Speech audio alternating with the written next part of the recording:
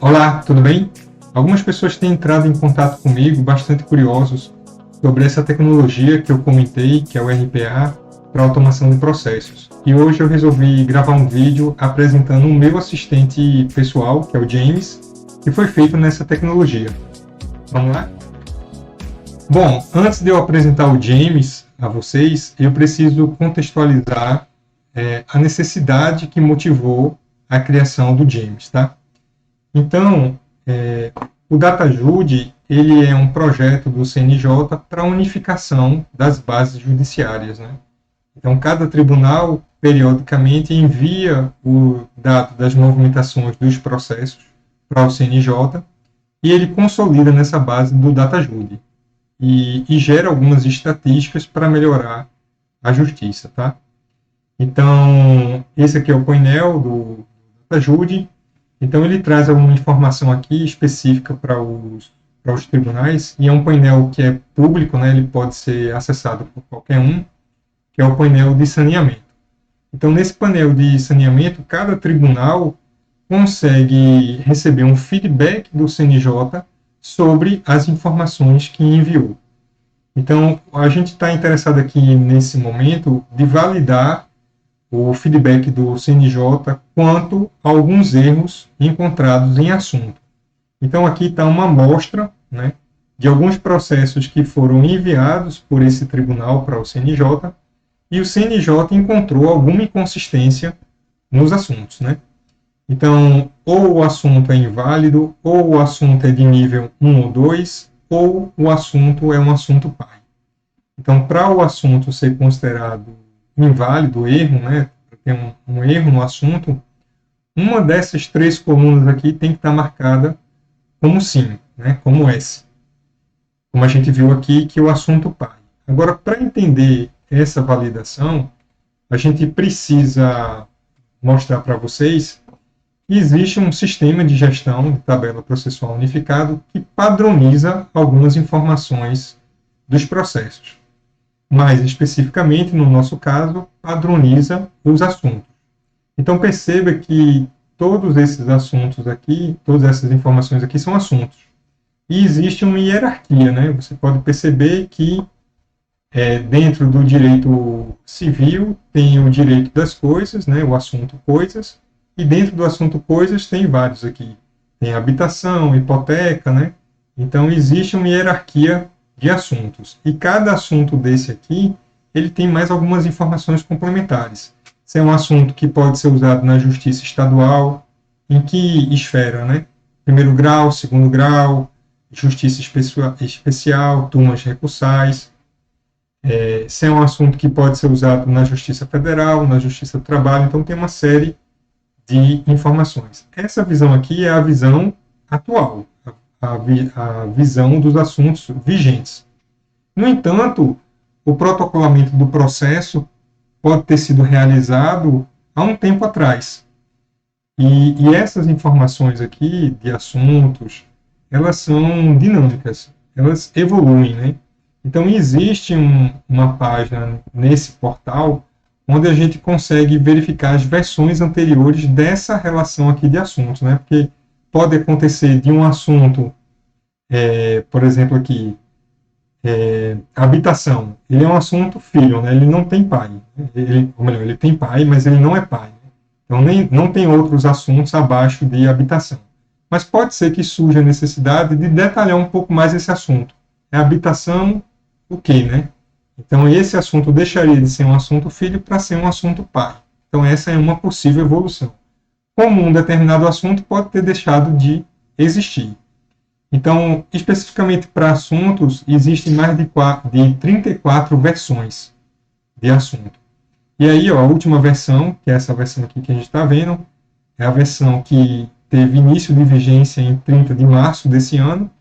E a gente pode baixar aqui essa tabela do Excel, né, para a Justiça do Trabalho, e aí você vai selecionar primeiro, segundo grau, todas aquelas opções que a gente viu ali na tela anterior.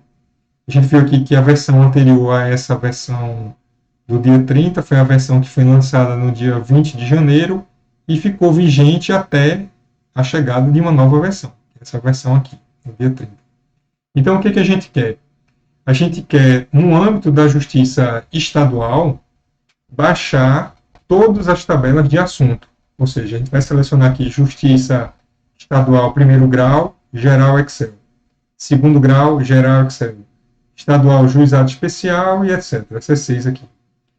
Se são 34 versões e a gente tem 6 arquivos a ser baixado, então nós temos ao total 204 arquivos para a gente baixar e analisar para descobrir, num determinado processo, quando ele foi protocolado, primeiro, descobrir qual é a versão vigente dessa tabela. Descoberto essa versão vigente, a gente teria que abrir a tabela para ver se na época era um assunto pai, era um assunto filho, e qual é a inconsistência que foi apontada. Tá? Então, eu trouxe para vocês aqui um exemplo de um arquivo desse que a gente baixa. Então, tem basicamente as informações que a gente viu lá no site, né? Tem dizendo aqui a vigência dessa tabela, né, de assunto. Tem os assuntos, propriamente dito. Ele perceba aqui que ele simula aqui a hierarquia dos assuntos. Tem o código do assunto e tem o código do pai. Então, o assunto governador, aqui o código dele é esse, e o pai dele é esse aqui, 186, que é esse aqui de cima, 186, que é agente político. Mas a gente conseguia ver isso aqui intuitivamente olhando aqui que ele está na hierarquia, né? Então, o pai dele é esse aqui, e esse governador, ele é pai desses assuntos aqui, ok? Então, o que interessa para a gente é a vigência, o assunto e essas 2 colunas aqui. Só que perceba que tem muita informação aqui que a gente não vai utilizar, certo? E, embora o arquivo aparentemente seja do Excel, quando a gente abre pelo Excel, a gente percebe que ele tem alguns caracteres que nos levam a crer que é um arquivo HTML. Então, a gente até tem que fazer uma transformação dessa, porque quando você vai salvar como, a primeira opção que aparece é como o arquivo fosse a HTML, certo? Então isso a gente tem que tratar também. Mas o que eu estou querendo dizer é que no final das contas a gente quer um arquivo simplificado, enxuto, somente com as informações que a gente quer. Ou seja, vigência, nome, o código do assunto e o código do pai. Ok? Então, qual é a nossa missão? Nossa missão é baixar esses arquivos, 204 arquivos, e transformar esse arquivo aqui nessa versão aqui simplificada. E, na verdade, a gente vai transferir essa missão para o James, né? O James vai fazer essa missão de forma perfeita. Então, eu tenho que ensinar para o James como é que eu faço essa transformação. E aí, é ensinar para ele como eu faria. Né? Como é que eu faria? Eu identificaria que essa data aqui é a data de vigência, criaria uma coluna de vigência e colocaria essa data. Eu teria que resolver esse problema aqui dos assuntos, né? Porque perceba que o assunto aqui, ele está, ora aparece na coluna A, ora aparece na coluna B, ora aparece na coluna C, e eu quero que fique só em uma coluna. Então eu tenho que fazer essa transformação, de pegar o assunto que está distribuído em 5 colunas, né? E colocar em uma coluna só. Tenho que copiar aqui essas 2 colunas, basicamente nenhuma transformação, só copiar, botar aqui. Tenho que criar esse cabeçalho aqui, e eu vou fazer isso excluindo essas informações aqui que eu não preciso. Essas colunas aqui eu não preciso, eu excluo. Essas linhas aqui eu também excluo, mantenho a coluna 6, porque vai ser a coluna do cabeçalho. Então essa é a transformação que a gente faria de forma manual e que agora a gente vai ensinar o robô a fazer para a gente. Ok? Bom, nesse primeiro momento, o foco é a transformação em si. Então, o robô ele foi construído para fazer a transformação. Okay? Então, como é que está organizado? Eu gosto sempre de organizar de uma forma que a gente consiga reproduzir a experiência depois, né? Então, eu sempre coloco um arquivo, uma pasta para guardar o original, né? Uma pasta aqui para você informar que você quer fazer a transformação dos arquivos que estão nessa pasta, e uma vez o arquivo sendo transformado, ele vai ser copiado aqui nessa pasta transformada. Okay? Então, a primeira operação é de forma manual, o usuário aqui, baixar os arquivos do site do CNJ para essa pasta original. E depois eu vou selecionar quais são os arquivos que eu quero transformar. Afinal das contas, serão todos, né? Então eu já poderia ter feito isso em uma operação só. Eu já poderia ter baixado para cá e para cá. Tá? Mas eu quero manter os arquivos originais, porque eu estou fazendo um experimento, então, ora eu vou precisar refazer a experiência, né, para ver se deu certo ou não. Então eu mantenho os originais aqui e manualmente eu vou selecionar os que eu quero e jogo nessa pasta aqui. E a transformação, propriamente dita, ela vai ser acionada de forma manual. Ou seja, eu vou dizer para o James, que é o meu assistente, que ele pode fazer a transformação. Ok? Nesse primeiro momento, tá assim. Então, eu aciono aqui o robô, James, ok, esse cara simpático aqui do lado. E aí o que ele vai fazer? Ele vai ler esses arquivos que estão na pasta, pegar o primeiro, analisar, aplicar as transformações que eu ensinei para ele, e ele vai gerar um novo arquivo e colocar nessa pasta transformada. E ele vai também, lógico, deletar o arquivo que ele já transformou. De modo que ele, quando ele fique fazendo essa operação aqui, os arquivos vão sendo excluídos dessa pasta a transformar e copiados de forma transformada, né, já naquele formato que a gente quer, para essa segunda pasta aqui. E quando não tiver mais nenhum arquivo aqui, acabou a transformação. Ok? Agora perceba que existem várias oportunidades aqui da gente automatizar o trabalho, né? Por exemplo, essa baixa aqui, né, baixar 204 arquivos de forma manual, ninguém merece, né? Então, nesse segundo ciclo, a gente pode, nesse segundo momento, a gente pode focar no ciclo completo, ou seja, eu posso ensinar para o James a fazer a baixa dos arquivos do CNJ. Então, eu posso determinar para ele alguns eventos. Eu posso dizer, olha, James, todo dia 5, 10 e 20 de cada mês, você vai fazer essa baixa dos arquivos, ok? Ou eu posso dizer que no primeiro dia do mês, no primeiro dia da semana, ou segunda, quarta e sexta. Então, eu posso configurar esse evento das mais variadas formas possíveis, ok? Então, perceba que o James agora, ele ganhou novas competências, né? Ele sabe agora baixar arquivo, ele sabe selecionar o arquivo, que é só copiar de uma pasta para outra, e ele sabe fazer a transformação, ele já sabia fazer a transformação. Então, essa operação aqui ele também faz. E eu posso configurar para que essa operação de transformar os arquivos ele seja feita a cada 10 minutos. Então, a cada 10 minutos, o James pode consultar essa pasta aqui e verificar, tem arquivo do Excel? Não, não tem, ok. Acabou o trabalho. Daqui a 10 minutos ele vai consultar de novo. Tem arquivos do Excel? Opa, tem. E aí ele começa a fazer a transformação até não ter mais nenhum arquivo, né? Porque ele vai, pega o arquivo, transforma, copia o arquivo transformado e deleta o arquivo da pasta a transformar. Bacana, né? Então a gente percebe aqui que a gente tem o gatilho, ele pode ser um evento ou ele pode ser um timer, né? Eu posso dizer para ele que é um intervalo, né? A cada 10 minutos ele faça uma operação. Eu posso também trocar esse gatilho aqui de a cada 10 minutos e trocar para uma mensagem. Ou seja, eu posso fazer os robôs trocarem mensagem entre si e se comunicarem. Então, como assim um outro robô James? O robô é um software. E, nesse sentido, eu posso criar quantas instâncias nós desejarmos. Então, eu posso ter 2 robôs James rodando na minha máquina. Então, eu posso dizer que o robô James original, né, o James 1 aqui, ele vai baixar e selecionar o arquivo para transformação.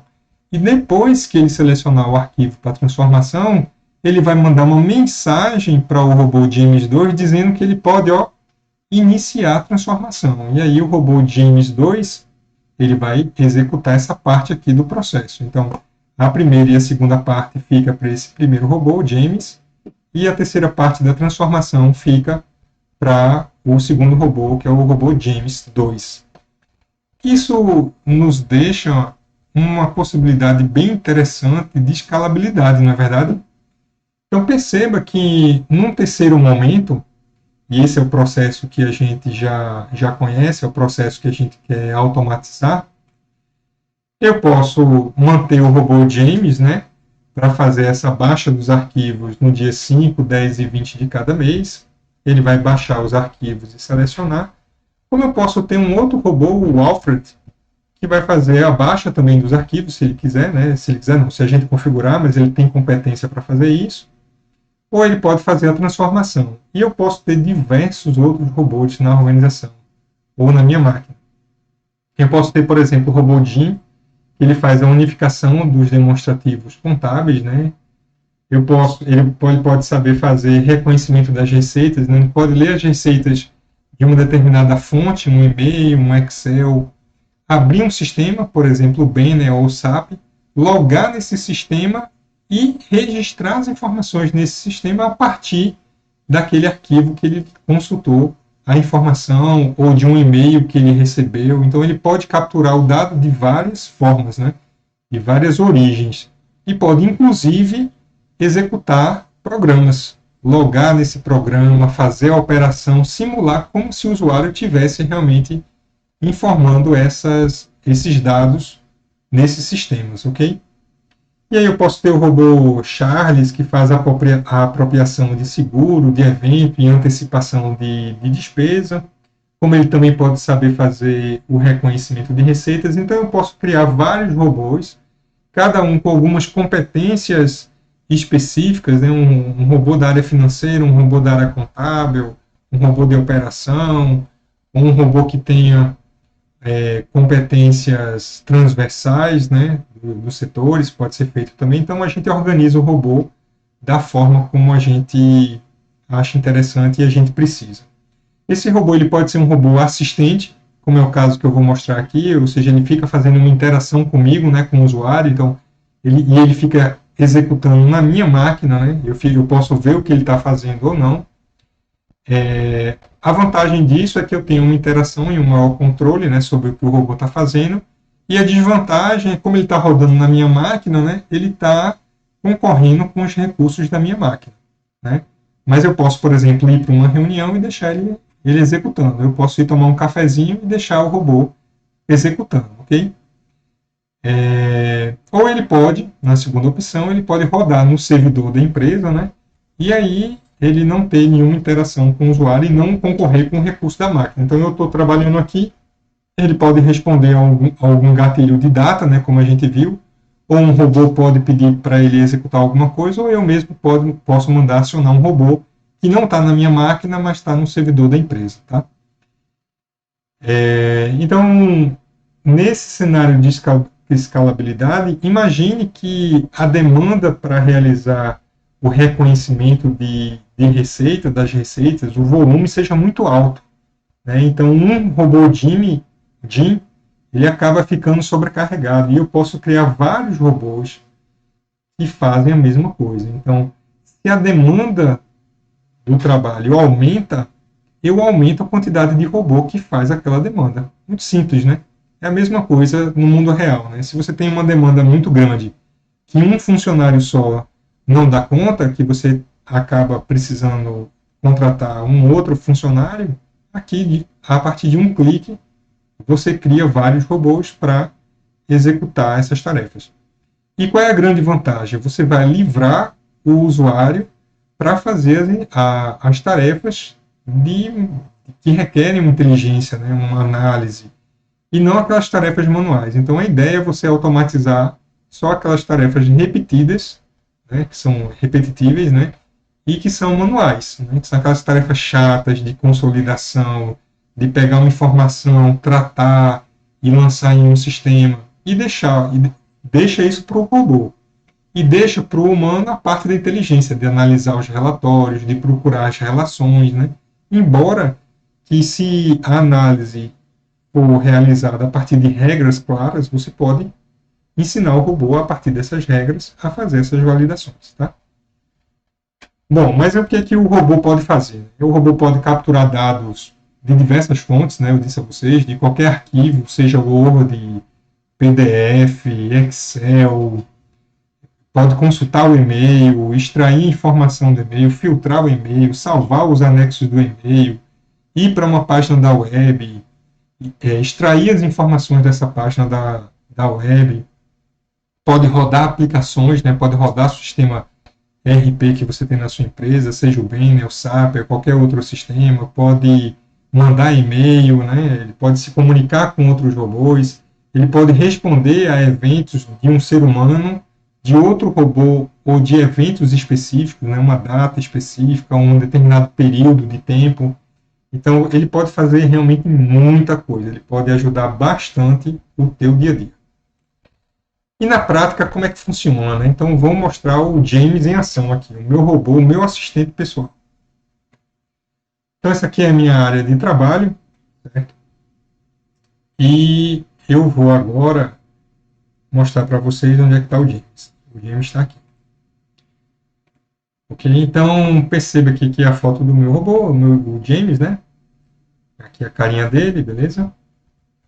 E ele é um robô sabido, viu? Sabe fazer bastante coisa. Ele sabe esse saneamento das tabelas processuais unificadas do CNJ que eu ensinei para ele, sabe fazer diversas outras coisas, né? Conciliação de fornecedores, unificação de demonstrativos contábeis. Lembrando que cada processo desse aqui é específico para uma empresa, né? Então, para a realidade da empresa. Então, se as apropriações de seguro e eventos de uma empresa for feita toda no Excel, o robô vai fazer aquilo ali.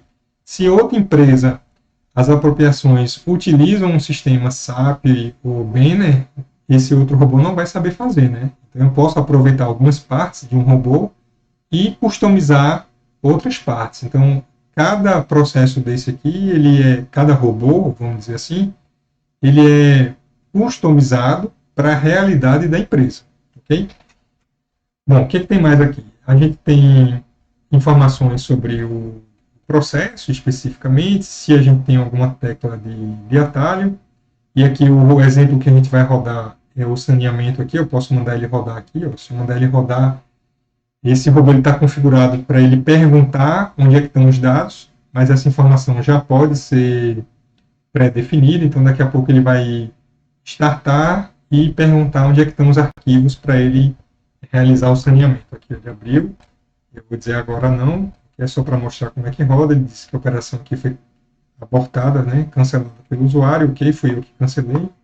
E aqui ele está dizendo ó, que rodou um minutinho atrás.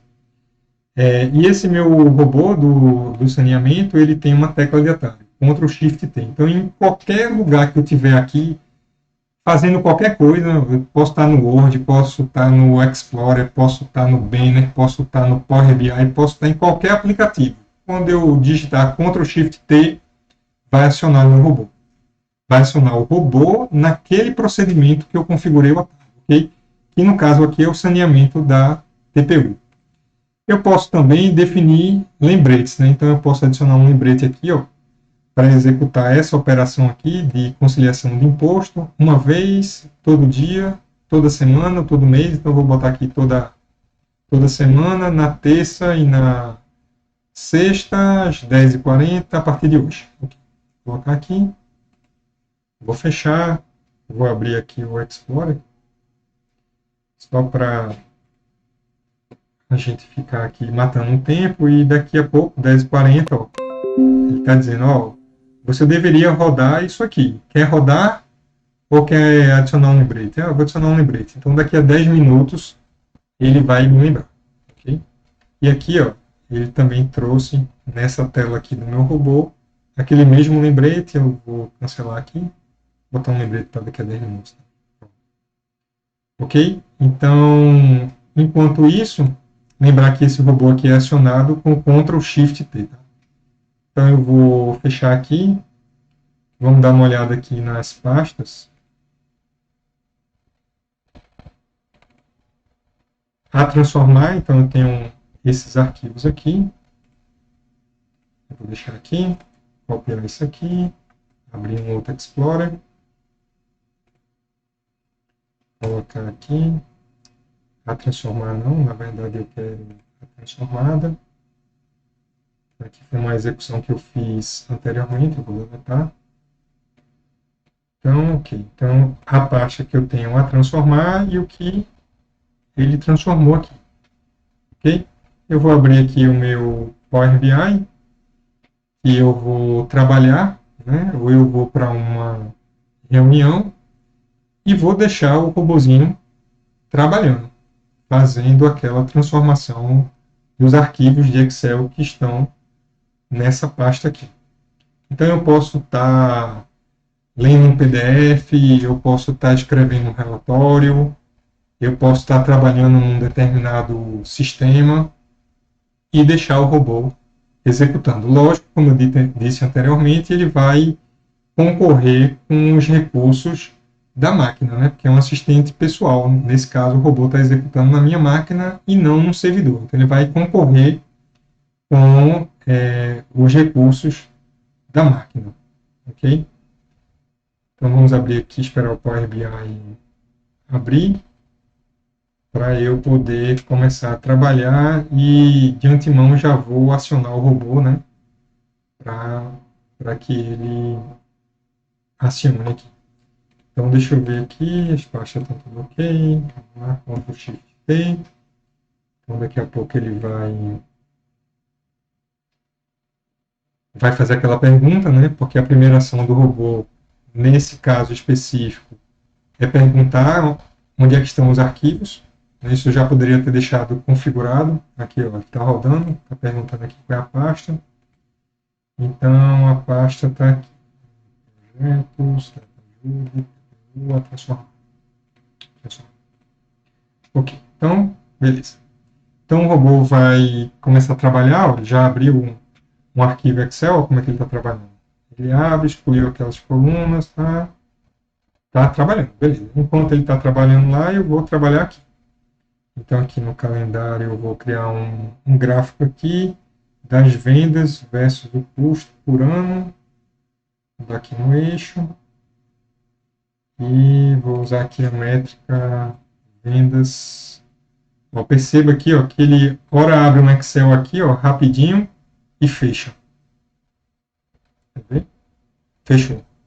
Daqui a pouco ele vai abrir outro Excel e transformar. Outro Excel e transformar. É como se eu estivesse fazendo a operação, só que não sou eu que estou fazendo. É o robô que está fazendo e eu estou fazendo outra coisa, né? Estou ganhando tempo aqui. Então, vendas versus essa métrica que eu quero. Vamos botar aqui o valor. Botei o valor? Botei agora. Enquanto isso, ele está trabalhando. Eu estou criando aqui. Estamos os dois trabalhando, né? Ele está trabalhando com uma coisa, eu estou trabalhando com outra. Lógico, a gente está concorrendo com os recursos, né? Então, tanto o meu trabalho quanto o dele vão ficar um pouco mais lentos. Mas ele está fazendo. Se a gente for olhar aqui, ó, ele já transformou 3 arquivos. Aqui tinha 26, agora tem 23. Daqui a pouco, quando ele concluir mais um, ele vai dar a baixa aqui, vai para 22 e aqui vai para 6. A gente abriu aqui, na verdade. Pronto, ó, 22 arquivos, 6, e ele está lá trabalhando nos arquivos dele. Enquanto ele está trabalhando lá, eu estou trabalhando por aqui. Eu posso, a qualquer momento, pedir para o robô parar.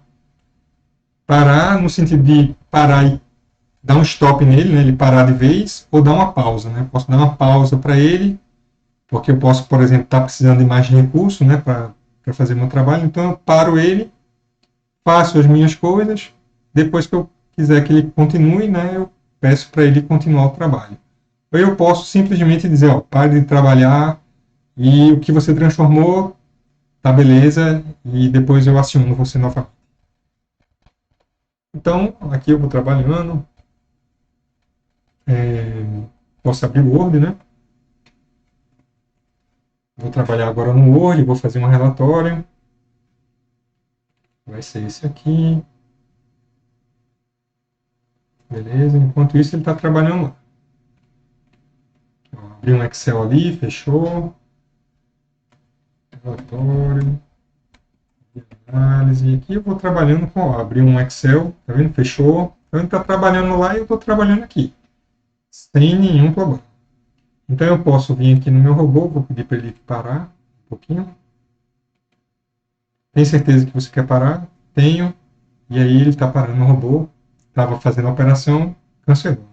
Eu poderia ter dado uma pausa, mas eu preferi cancelar. E aí vamos dar uma olhada no que foi que ele fez? Então, vou vir aqui, ó, ele já transformou 9 arquivos. Desses agora só tem 19 para transformar. Eu vou abrir aqui. Ó, beleza. É a informação do jeito que eu ensinei ele a fazer. Pegar a vigência, identificar naquelas 5 colunas qual era a coluna referente ao nome, né? Colocar em uma coluna só, copiar o código e o código vai. Aqui a vigência 18/3. E aqui a tabela 24 já deve ser uma vigência maior. A outra era 18/3, agora 21/3. Ó, então perceba aqui, ó, com 2 dias, 3 dias, né? O CNJ já lançou uma nova versão da tabela. Então essas atualizações podem ser bastante frequentes, né? Então a gente já tem um robô que faça essa transformação.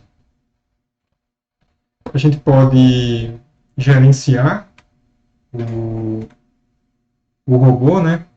Eu tenho, por exemplo, um painel onde eu posso consultar como é que está a execução dos robôs. Não é o foco aqui para mostrar, mas só para mostrar para vocês que a gente tem um controle completo do que está sendo executado, né? Eu posso criar mais de uma instância de robô.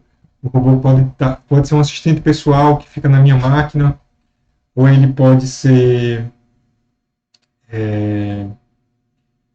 um robô que está executando no servidor, né? Eu posso criar várias instâncias, né? Mais de um robô executando. Então, realmente é muito bacana. Aqui são os processos que eu tenho. Deixa eu ver se eu lembro qual é a página que a gente tem mais detalhes aqui da execução do robô. Acho que é essa aqui, não lembro, porque eu acho que eu acabei rodando ele no contexto de local da minha máquina.